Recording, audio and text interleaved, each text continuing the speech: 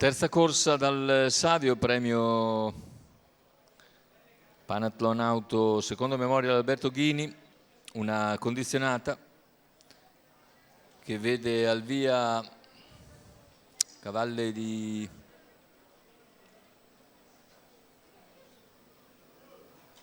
tre anni.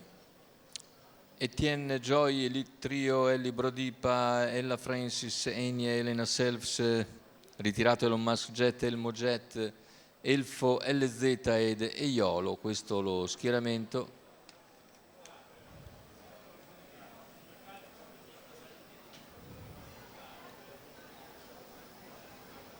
Favori per Enia, numero 5 Roberto Vecchione. Macchina che accelera, partiti con la velocità iniziale di Ellie Brodipa, che conquista la testa, attaccata da Enia. Enia subito all'esterno, lungo la corda serra sotto Etienne Joy.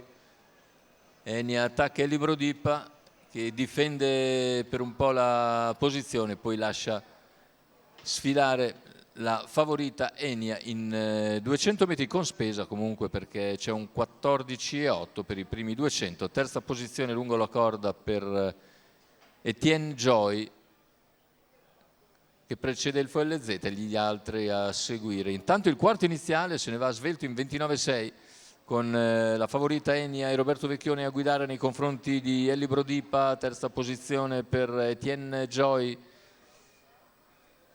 Non cambia nulla dopo 600 metri di gara, percorsi nell'ordine del 45, da 1,15 netto per Enia, che va via comunque spedita nei confronti di Ellie Brodipa e Etienne Joy. Poi Elfo LZ e lungo la corda Elite Trio. All'esterno cerca di impegnarsi Elena Selfs e segue Iolo.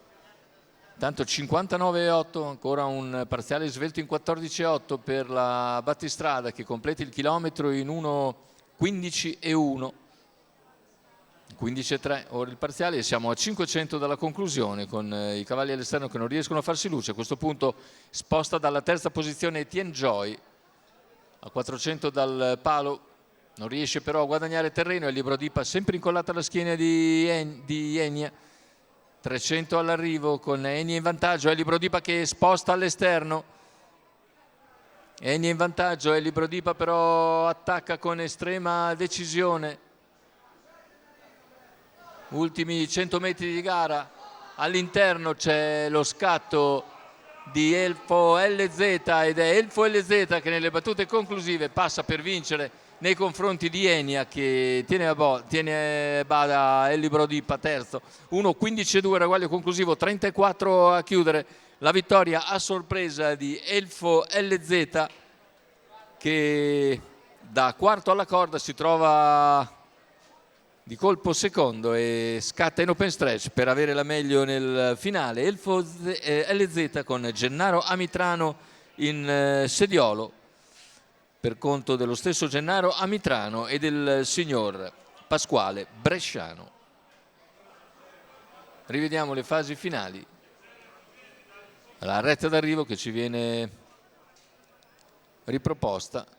Vedete Enia ormai in difficoltà, Ellie Brodipa ha provato a spostare, ma ne approfitta Elfo LZ per vincere davvero molto molto bene nei confronti della stessa Enia e di Ellie Brodipa.